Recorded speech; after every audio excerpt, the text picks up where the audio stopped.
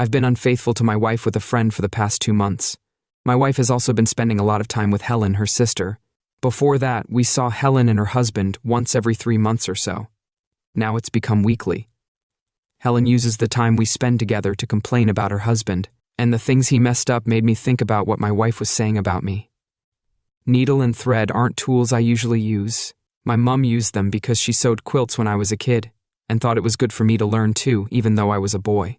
Fast forward 30 years and I found myself I remembered how to use a needle and thread from a small box usually kept at the bottom of my toolbox. I pulled out a small device that looked like a little white button. It matched the other 6 buttons on the front of my wife's favorite silk blouse with tiny scissors. I cut the original button off the blouse. I removed all the threads from where the button had been and sewed the device in place. I hung the blouse on a hanger and carried it into our bedroom, hanging it in its original place. I could hear the shower running in our bathroom, so I quietly walked back to my home office and opened my laptop, opening a new program. I typed in a password, and a picture of our bedroom appeared on the screen. I adjusted the remote until I heard the shower and saw the bedroom clearly. I listened with my headphones on and heard the shower turn off and the hairdryer turn on a few minutes later. My naked wife walked into the bedroom and she started getting dressed for dinner with her sister. I watched as she pulled on suspender stockings and a skirt, then put on low-heeled shoes from the desk drawer.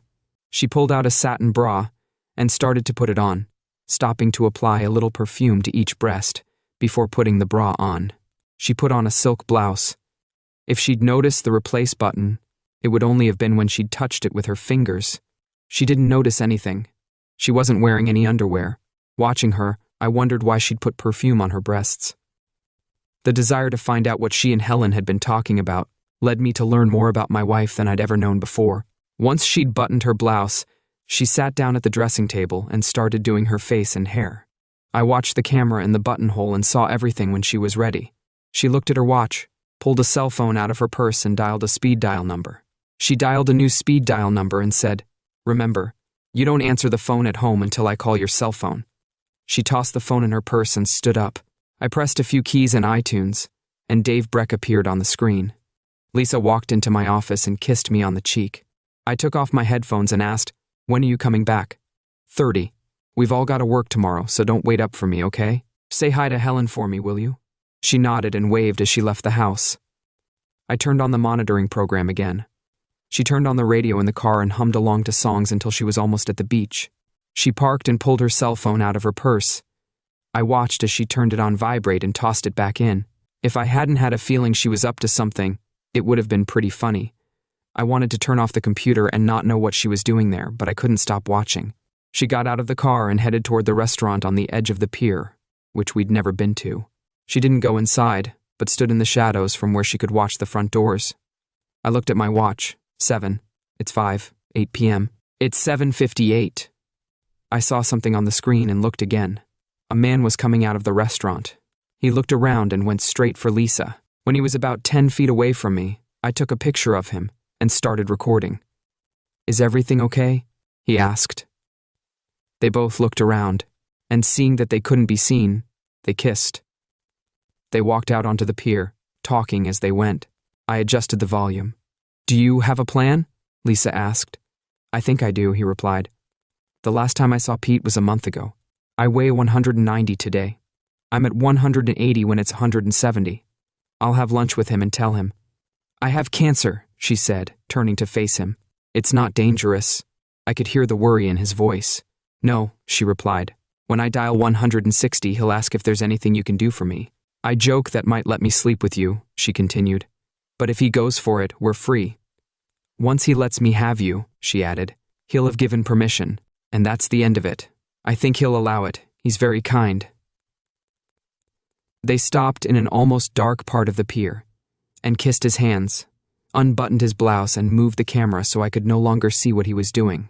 Lisa was kind enough to comment, "Bill, I love it when you touch my breasts, but be careful if you leave a mark, Pete will see it after a minute," she said, and the second one, the camera shifted, she moaned, and I heard a slurping sound over and over. "I'm not wearing panties," she whispered.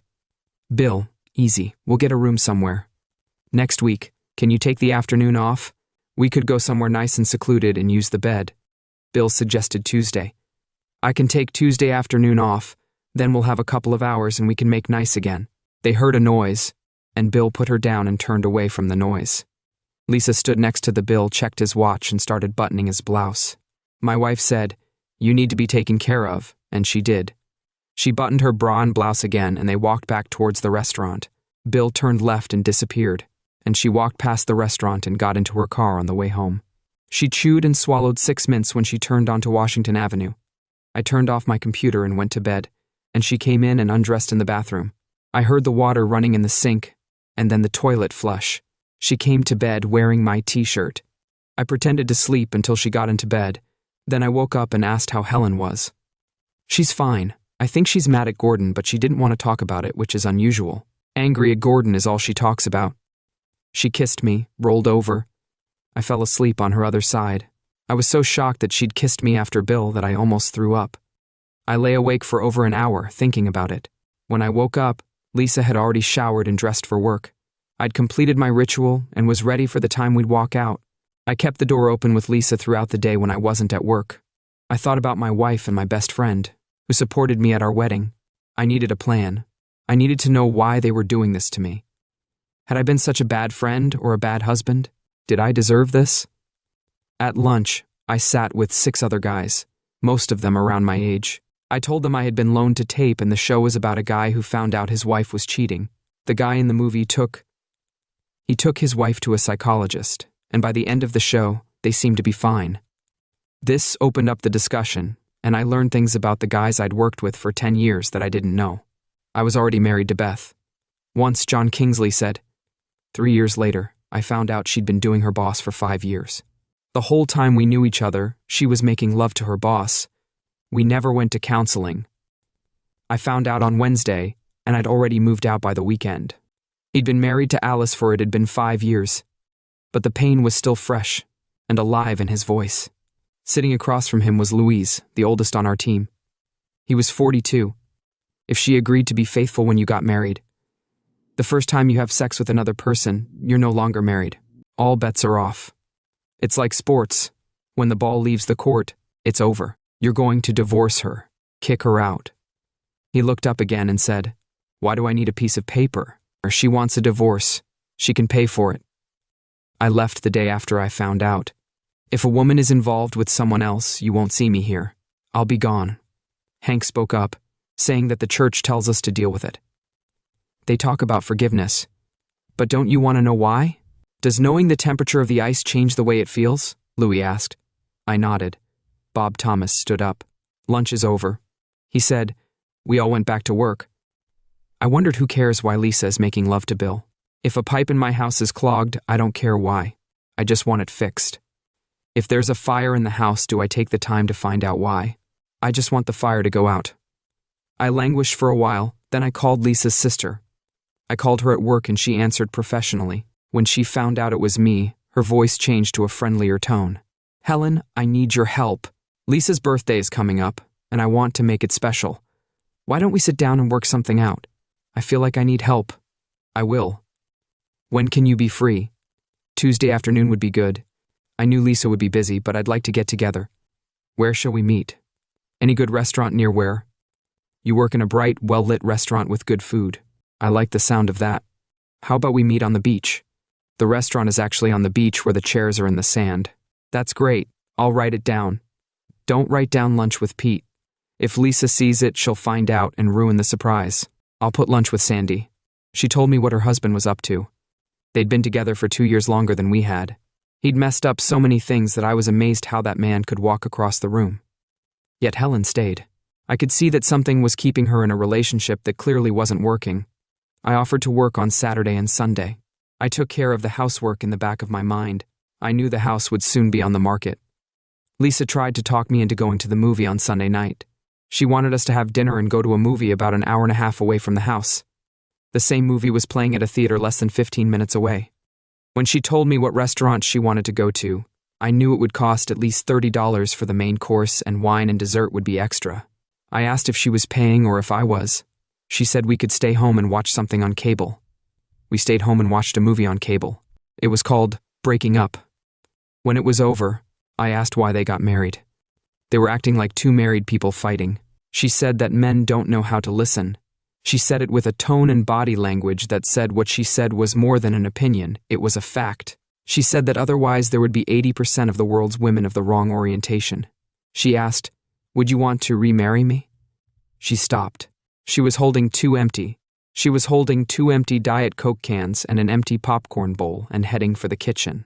She turned and asked, "What's the answer to my question? Lately, I've been getting the feeling that you're not happy in our marriage. If you're not happy, let's sell the house, split the money, and say goodbye." Her eyes filled with tears. "I thought you were happy. I thought so too until I felt you'd rather be somewhere else. I wasn't the one who went to work yesterday, Saturday. One way to deflect a conversation is to change the subject to something else. I was the one who worked yesterday. You didn't mention doing anything together on Saturday. Last Saturday you went to your sister's house for the day. You and she had a late dinner during the week. That suggests you'd rather be with her. I understand. Maybe you could move in with her. Gordon wants you around, which is gross. I don't like Gordon at all. You don't understand." I sat down on the couch and patted the seat next to me, saying, "Sit here and explain it to me. I have a master's in science, so I might understand if you explain it simply enough. Now you're being sarcastic." "No, I want to understand. The only person I know who can help me understand is you. I can't think of anything on this planet. I'd want to understand it as much as I'd want to understand any other planet." I patted the couch again. She took a step closer to the couch and said, "You can't understand women." "I don't care about understanding women at all," I replied. "I want to understand you. I don't care why Helen stays with Gordon," she said. "I don't care why movie stars stay married or not. I don't care why other women do what they do. I care about you, and I care about me. We watched the movie and, for some reason, it upset you. I don't want to live as a lesbian with my sister. I don't want to sell the house and kiss each other goodbye." She walked into the kitchen. I could hear the popcorn going into the trash can, the cans going down the garbage chute, and the bowl going into the dishwasher. She walked through the living room and into the bedroom. 20 minutes later, she silently went to bed in my t-shirt. She got up and went to bed in her clothes. I was already there, lying on my back. She turned off the light and turned on her side, turning away from me. "I'll call the real estate agent in the morning." I rolled over onto my side and didn't say anything until morning. She didn't say anything either when I got to work. I called a realtor I knew. She showed me our house. I had a long lunch and met her at the house. We put a good price on it. She explained to me what I had to do to raise the sale price. We parted after shaking hands. As I backed out of the driveway and headed to work, I saw a for sale sign on the front lawn. "Lisa leaves work half an hour earlier than me." I turned off my cell phone when she left work. As I got out of the car, I drove home, obeying all the rules of the road. When I turned onto our street, I saw a realtor sign covered by a green plastic trash bag. I smiled. I parked in the garage, walked back into the yard, and removed the bag from the sun. I walked in the back door. I was in our bedroom, face down on the bed.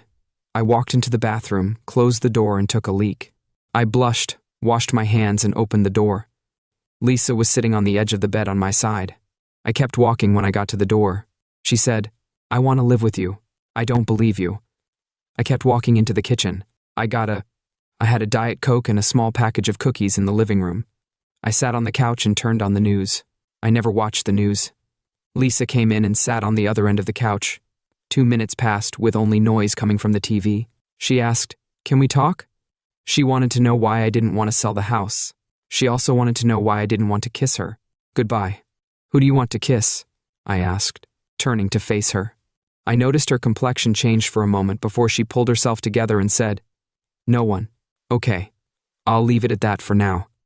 Do you want to live with me?" "I'm your wife, of course. I want to live with you. You're not helping me understand you. You act like is there something wrong with me? Maybe it's contagious. Then you tell me you want to stay. Am I treating you badly?" "You're not treating me badly. It's worse than that. You're not treating me badly at all. You don't want me to leave. You don't want me to be your husband. You could save us, but you can't bring yourself to do it." She watched me get up off the couch and walk to our bedroom. I grabbed another pillow and blanket and took them into the spare bedroom, throwing them on the bed. I knew she knew what I was doing, so I went back into the bedroom and closed the door behind me. I took a shower and went to bed. It wasn't even 9 yet, it was almost 10. Lisa opened the door and walked in. I usually sleep facing the door, so I saw her come in right away. She was naked, which made things more serious in the dim light. Her nakedness still lit the fires. She crept quietly to her side of the bed, lifted the blanket, and started to climb in. "Stop!" I turned on the lamp and turned to her. "For a whole month, you've come to bed every night in your panties and a t-shirt. You've been sleeping with your back turned away from me for the past month. I've only gotten a good night kiss once. I've put a pillow and an extra blanket in the other bedroom. You can sleep there if you want. I want to sleep with you, but I don't know what I did wrong. I made a mistake with you. You know what it was. I don't know what I did wrong. You've been punishing me for it for a while, but you don't tell me what I did or didn't do. I'm left with only one choice. Sell the house, get a divorce, and let you be happy with someone else. I don't want to be happy with someone else, and you don't want to be happy with me. I give up. I correct my statement. I've only got one choice left. Sell the house, get a divorce, and let you be unhappy with someone else." I got out of bed and turned on the overhead light. I looked at Lisa and asked, "Do you love me?" Up until that moment, she was looking straight at me. The moment I asked her, she looked away for a second. I had an answer. In that moment, I realized that if we weren't married, we would have made love. We made love next and afterwards. From the bathroom, I threw her a box of tissues and took a shower to clean myself up. I turned off the light and got into bed. "If you want, you can sleep here tonight, but first you have to answer one question." I switched on the nightlight again and turned to her. I asked, "Will Bill pay for the hotel room tomorrow afternoon, or will you?" Her eyes widened and she burst into tears. She hid her face in her pillow and continued to cry. I turned off the light and went to bed about 10 minutes later. Lisa got up and quietly she walked out of the bedroom and didn't come back. She stayed silent. I did sleep, but it took a while to fall asleep. I met Helen for lunch. I could tell by the look on her face that Lisa hadn't spoken to her. We sat at the table farthest away from everyone. We ordered, grabbed our drinks, and knew it was still 20 minutes until lunch. "Thanks for coming. I'm not throwing Lisa a party, but you said I lied. I'd like to throw her a party, but I can't. Lisa's having an affair." I paused, and Helen's face showed shock. "It wasn't that long ago that she asked you to cover for her. Please don't call until I call you." I didn't know what she was doing. "Oh, okay. Let's say I believe you. You know that your married sister is making love on the side. What are you going to do? Are you sure? I have video and audio. You want a copy? Oh my God. I don't know what to do. She's meeting her lover at the hotel tonight. Her lover is my ex." I spent some time wondering why until I realized it doesn't matter. What matters is that she can't tell me she loves me. What matters is that bill is more important than our marriage. There's a for sale sign on the front lawn of our house. We're done. Helen brought us lunch, but we didn't eat any of it. I paid the bill and walked her to the car. "You asked what I'm going to do, so I'll tell you. I don't have a sister anymore. She's acting in a way that I don't want her acting in my family. And I'm going to talk to Gordon tonight after talking to you." I could see that things weren't going well in my house either. She stood up on tiptoe and kissed me on the cheek. I held the door open for her as she sat down. "Can we stay in touch? You have my number." I nodded. She drove away. I went home and started moving Lisa's things around. First, I moved her clothes into the other bedroom. Then, I moved her. When I moved her dresser away from the wall, I found a large envelope between the dresser and the wall. Inside, there were pictures of her and Bill at a nudist resort. In the pictures, she was on her knees somewhere on the lawn with Bill making love to her. There was also a DVD in the envelope. The envelope was mailed to us, and the return address was Bill's. Miss Angela McGregor, an attorney, lives 3 houses down from us. Her car was parked in the driveway when I approached. I handed her a $100 bill. She took it and asked, "What's the question?" "I think you can give me 15 minutes. That's enough time to figure out what my divorce will be." I showed her the envelope. She opened it and looked inside without touching anything. She looked up and said, "Let's talk. My dog found me a lawyer. She wanted the case. She got the story and made some calls. One of the calls was addressed to Lisa's employer. She asked permission to speak to Lisa. I was told that Lisa had taken sick leave and gone home, but she wasn't there. I left the envelope with her and went to the hardware store to buy a lock for the bedroom door, which was installed before she got home. When she got back, I was sitting at the table. She came to the door and asked if I wanted dinner. "I'm safer eating outside the house, but thanks for the offer. Did you have a fun day?" "I'm over it. May I ask why?" "Obviously you were planning on making love to him tonight. Why stop?" I want to be married to you. You don't even love me. You'd rather make love to my best friend than be faithful to me. I was thinking about revenge. I thought about printing copies of the pictures of you making love, but I realized the baby might see them and it would be gross. The best thing would be to sell the house, split the money, and let you be miserable." She burst into tears and ran down the hall. She stopped at the bedroom door and saw the new lock. "It's locked."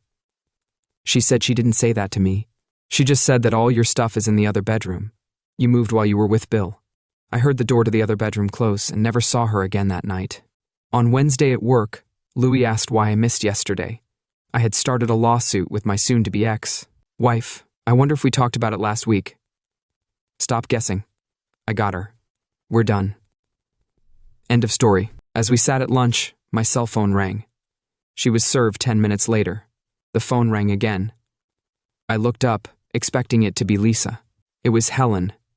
He'd already been served. She said, "Do you want to get some dinner and lick your wounds?" "No," I said. "I want to hide somewhere and cry over wasted years." "I think our lawyers would advise us to stay away from each other, at least until the divorce is. The divorce is final.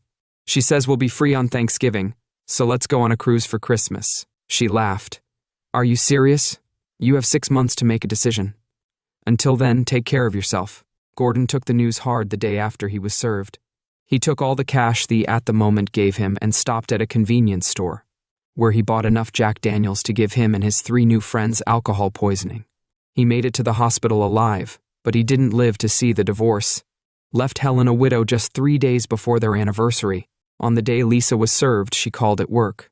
Someone answered and then called out to Helen. "Helen, it's your sister calling. I thought you said you didn't have a sister?" The company didn't offer any severance pay or anything. Once he was out of the office, he never went back to his tiny apartment. No one had seen him since, at least not here. Lisa signed the papers when they were presented. They guaranteed her 20% of the sale of the house on 10 November. I was single. I sold the house in July and lived in the Airstream trailer we bought for the vacations until I decided what to do next. Lisa hadn't contacted me about the money from the sale of the house at 8. At 8 p.m., I got a visit from Helen. She was wearing high heels, stockings, a short skirt, and jacket. She said she was looking for a single man. She was in her 42nd, divorced and not opposed to the idea of being a widow. "Maybe I know him. Why don't you come inside and I'll help you find him? Is it warm in there? I'll make it warmer."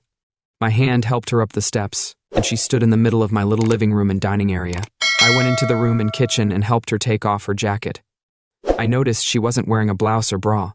"I waited until you were alone, as you said, and then I suggested we go to bed and work something out right there in the tiny Airstream. Helen and I had our first kiss. We'd known each other for over 15 years and we were ready to start something. When the kiss ended, I pointed to the bedroom, about 7 feet away.